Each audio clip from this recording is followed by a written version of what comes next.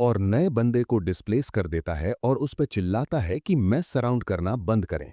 वो जो energy release करता है वो इतनी स्ट्रांग होती है कि पूरी इन को घेर लेती है और कई टेबल्स को उड़ा देती है। लोग डर कर उसे देखते हैं, ये रियलाइज करते हुए कि अब कुछ बड़ा होने वाला है, और लोग ये देखने के लिए उसे देखते रहते हैं कि आगे क्या होने वाला है। उसके कुछ सबॉर्डिनेट्स पीछे से खुले मुंह के साथ देखते हैं। वो मार्शल आर्ट्स मास्टर जल्द ही अपने दोस्तों के पास वापस लौट आता है और संचन व यूएई, जो पूरी बिल्डिंग को तोड़ने वाला था, उससे करीब 1 मीटर की दूरी बनाए रखता है। संचन व यूए थोड़ा शांत हो जाता है जब वो देखता है कि उसके दुश्मन को कोई नुकसान नहीं हुआ है, और उसे एहसास होता है कि उसने शॉप को कितना नुकसान पहुंचाया है। सारोंग रॉबर्ट से कहती है कि लगता है रेड वुल्फ स्क्वाड लीडर की तबीयत हाल ही में ठीक नहीं है और इस वजह से वो नए लड़के के हाथ नहीं हटा पाया। मीनवाइल हमारा लड़का बस वहीं खड़ा संचन व यूए को एकदम खाली नजर से घूरता है।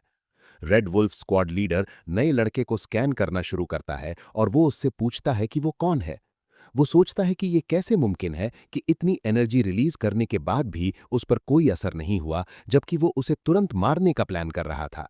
और हालात खराब करने के लिए सिस्टम स्कैन में दिखता है कि नए लड़के की इंटरनल एनर्जी या मार्शल आर्ट्स का कोई रिकॉर्ड नहीं है, और उसे पता चलता है कि वो डेटाबेस में है ही नहीं। संचन व यूए सोचता है कि एक बिल्कुल नॉर्मल इंसान में जीरो इंटरनल एनर्जी कैसे हो सकती है, और वो फिर भी जिंदा कैसे है। जब वो सोच रहा होता है तो हमारा लड़का उसकी सोच को बीच में ही रोकता है और संचन व यूए से कहता है कि उसने अभी जो blood wolf demon art use किया है वो heavenly demons body cultivation art में से एक लोअर लेवल की मार्शल आर्ट्स है। पर वो इस बात की तारीफ करता है कि ये सेक्ट इसे आगे ले जाने में कामयाब रही है। वो रेड वुल्फ स्क्वाड लीडर से कहता है कि बस दिक्कत ये है कि उसकी इंटरनल एनर्जी और ची में हार्मनी नहीं है, क्योंकि लगता है कि उसकी ट्रेनिंग मेथड में कुछ कमी है। हमारा लड़का उसे ये कहकर तसल्ली देने का फैसला करता है कि आज उसकी किस्मत अच्छी है, क्योंकि वो उससे मिला है जो उसकी मदद करेगा, जो कि जिंदगी में दोबारा नहीं मिलेगा। संचन व यूए उसकी बातों से और गुस्सा हो जाता है और उसे पागल कहता है। वो एक लिक्विड जैसी आग की स्ट्रीम को समन करता है और उस मार्शल आर्ट्स मास्टर को वहीं मारने की कोशिश करता है। वो एक आग का हाथ समन करता है जिसे वो रेड वुल्फ डीमन क्लॉ की पहली फॉर्म कहता है। वो जल्दी से हमारे लड़के पर एक डीमन क्लॉ से अटैक करता है, पर वो बस पीछे की तरफ झुककर उसे डॉज कर लेता है और वहीं खड़ा रहता है जहां वो पहले से खड़ा था। मार्शल आर्ट्स मास्टर के पीछे आग की एक स्ट्रीम इनको तबाह कर देती है और लोग डर कर इधर उधर भागने लगते हैं। संचन व यूए अपनी रैम्पेज जारी रखता है और एक और पावर जिसे रेड वुल्फ एक्सप्लोजन कहते हैं समन करता है, पर हमारा लड़का उसे भी डॉज कर लेता है और उसके हाथ अभी भी उसकी पॉकेट्स में थे। रेड वुल्फ स्क्वाड लीडर अब सच में घबरा गया था और वो एक साथ कई पावर्स समन करने लगता है। वो एक रेड वुल्फ ट्रेमर वेव और रेड वुल्फ गोस्ट क्लॉ एक ही टाइम पर एक्टिवेट करता है, पर मार्शल आर्ट्स मास्टर उसे बस बच्चों के खेल की तरह डॉज कर लेता है। अब संचन व यूए के सिर की नसें बाहर निकलने लगती हैं, क्योंकि वो अपने नए लड़के को हराने के लिए अपनी पूरी ताकत और दिमाग का इस्तेमाल कर रहा था। उसने अपने एक हाथ को डीमन क्लॉ में बदल दिया और अपने आप को डीमन फायर के तूफान से घेर लिया। उसे मारने पर तुला हुआ था। इसी बीच हमारा लड़का बस उसका डिस्प्ले देखता रहता है। वो अंदाजा लगाता है कि संचन व यूए के पास काफी इंटरनल एनर्जी और उसकी फॉर्म्स ठीक हैं, और वो उसके हर मूव को गुस्से में देखता रहता है जब वो उसे मारने की कोशिश कर रहा था। आखिरकार उसने फैसला किया कि वो जिस तरीके से इसे कर रहा है उसमें कहीं ना कहीं कोई दिक्कत है।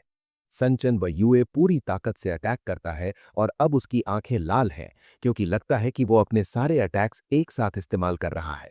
ये लड़का जल्द ही गुस्से में आ जाता है और संचन व यूए के सिर पर एक हाथ मारता है और कहता है कि अब बहुत हो गया।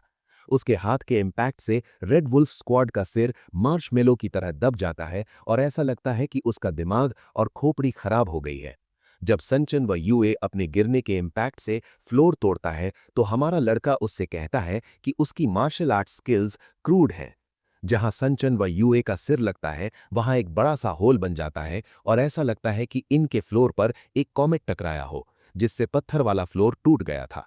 बाकी स्क्वाड हैरान थे ये देखकर कि उनके बॉस के मुंह में पत्थर था, और वो इस डरावने सीन को देखकर हैरानी से अपने मुंह खोल देते हैं।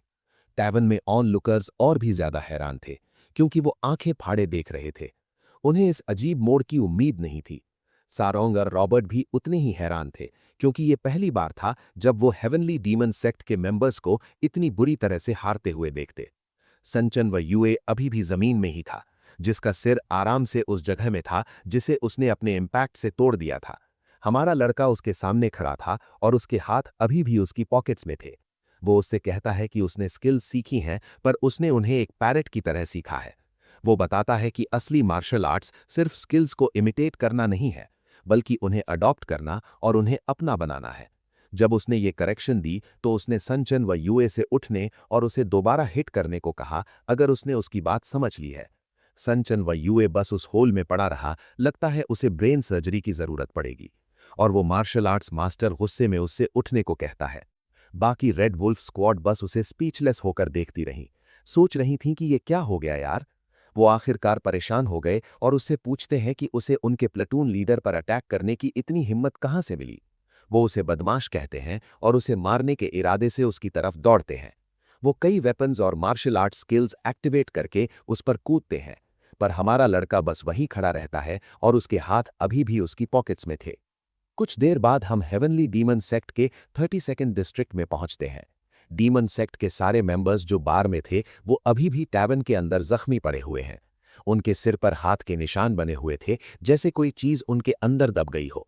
डिस्ट्रिक्ट का कमांडर जैंग रिटॉक हैरानी से एक स्क्रीन से देखता है और ऐसा लगता है कि उसे अपनी आंखों पर यकीन नहीं हो रहा। मीनवाइल एक रोबोट संचन व यूए को स्कैन करता है, जो कि बेहोश लगता है और उसकी आंखों को खोलने की कोशिश करता है, ये कंफर्म करने के लिए कि वो अभी भी जिंदा है। उसके नाक और मुंह से खून बह रहा था और उसके कुछ दांत भी गायब थे। संचन व यूए और बाकी क्रू को स्ट्रेचर्स पर लादा जा रहा है, जबकि हेवनली डीमन सेक्ट के दूसरे मेंबर्स उनके चारों तरफ एक डू नॉट क्रॉस लाइन लगा देते हैं, ताकि लोग क्राइम सीन को क्रॉस न कर सकें। कमांडर जैंग पूरी सिचुएशन को देखता रहता है और वो कहता है कि ये यकीन नहीं होता। डिस्ट्रिक्ट का एक सीनियर एल्डर जो चंदन रॉक उससे कहता है कि ये किस्मत की बात है कि उन्हें सिर्फ गहरी चोट लगी और उनकी जिंदगी खतरे में नहीं है। कमांडर जैंग सोचता है कि ये किस्मत की बात कैसे हो सकती है, जबकि वो बस बुरी तरह से पिटे हुए लोगों को देख रहा है जिन्हें सर्जरीज की जरूरत पड़ेगी। वो कहता है कि सबसे बुरी बात यह है कि उन्हें एक अनजान इंसान ने मारा है। जब वो उस नए लड़के की तस्वीर देखता है, तस्वीर में वो काफी इनोसेंट लगता है, पर उन्हें क्या पता कि वो 2000 साल की नॉलेज और पावर लेकर घूम रहा है। कमांडर जैंग जो उसे दोबारा पूछता है कि क्या उनकी रेड वुल्फ प्लेटून को सच में एक अनजान इंसान ने इस हालत में कर दिया। वो उससे पूछता है कि क्या ये अनजान इंसान सच में मार्शल अलायंस डेटाबेस में रजिस्टर्ड नहीं है, और जो उससे कहता है कि वो नहीं है, पर उसके साथ वाले रजिस्टर्ड थे। जो बताता है कि वो एस डेविल नाम के बंटी हंटर्स का एक ग्रुप है। वो कहता है कि वो मेनली बी क्लास या उससे छोटे क्रिमिनल्स को साफ करते हैं।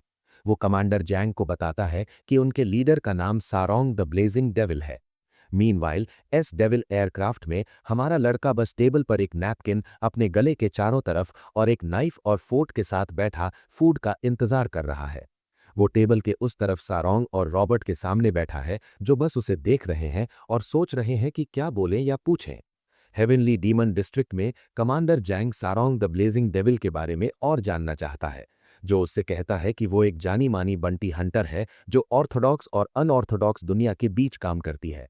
वो उससे कहता है कि वो इंसिडेंट के बाद वाइल्ड क्रेन में से चले गए, पर वो कहता है कि वो उन्हें ट्रैक कर सकते हैं। उसने कमांडर से पूछा कि क्या उन्हें उनका पीछा करने के लिए एक टीम भेजनी चाहिए। कमांडर जैंग उसे कहता है कि वो तकलीफ न करे और कहता है कि वो इस मसले को खुद हैंडल करेगा। जो बस उसे खाली नजर से घूरता रहता है, सोच रहा था कि उसके कहने का क्या मतलब है। वो झुकता है और कमांडर को उसकी अगली कोर्स ऑफ एक्शन के बारे में सोचने के लिए छोड़ देता है। कमांडर एक पास वाला बटन दबाता है और एक एलआई को कॉल करने का फैसला करता है। बटन दबाने के बाद सिस्टम एक बड़े स्क्रीन पर किसी को कॉल इनिशिएट करना शुरू करता है। कमांडर पेशेंस से कॉल के थ्रू होने का वेट करता है। जल्द ही किम मैंग बोंग नाम का एक पुजारी जैसा दिखने वाला आदमी, जो ग्रीनवुड ग्रुप नाम के एक ग्रुप का लीडर है, स्क्रीन पर आता है और उसे देखकर स्माइल करता है। किम उससे कहता है कि काफी टाइम हो गया और उसे ग्रीट करता है। वो कमांडर से पूछता है कि क्या उसकी कोई रिक्वेस्ट है। कमांडर जैंग उदास हो जाता है, पर कुछ देर तक कुछ नहीं कहता। मीनवाइल सारोंग एयरक्राफ्ट की विंडो से सितारे देखती है और अपने दिमाग को साफ करने की कोशिश करती है। थर्ड हेवनली डीमन डिस्ट्रिक्ट में कमांडर ने किम को मैसेज दे दिया है। जो पूछता है कि क्या वो चाहता है कि ग्रीनवुड ग्रुप इस मसले को हैंडल करे। स्पेस में कहीं और एस डेविल एयरक्राफ्ट तेज रफ्तार से आगे बढ़ रहा है। अंदर हमारा लड़का ऐसे खाने का इंतजार करते करते थक जाता है जो मिल ही नहीं रहा। उसके सामने सारोंग और रॉबर्ट बस उसे देख रहे हैं और एक शब्द भी नहीं बोलते। वो उसे संजा का हॉट डॉग्स ग्रिल करना खत्म होने का वेट करते हुए देखते हैं और अभी भी कुछ नहीं बोलते। रॉबर्ट सारोंग से फुसफुसाकर पूछता है कि क्या वो सच में उतनी ही डरी हुई है जितना वो अभी है। सारोंग उसे गुस्से में देखती है और पूछती है कि वो किस बारे में बात कर रहा है। वो उसे याद दिलाता है कि उसने भी सब कुछ अपनी आंखों से देखा है। वो उसे याद दिलाता है कि सनचन व यूए और रेड वुल्फ प्लाटून सब ए रैंक मार्शल आर्टिस्ट्स हैं और उसने उन्हें बस अपने हाथों के एक ही वार से हरा दिया था। एक ही वार से उसने सनचन व यूए के सभी सबॉर्डिनेट्स को मारा और उनके दांत इधर उधर उड़ने लगे जब वो सब हवा में उड़ गए।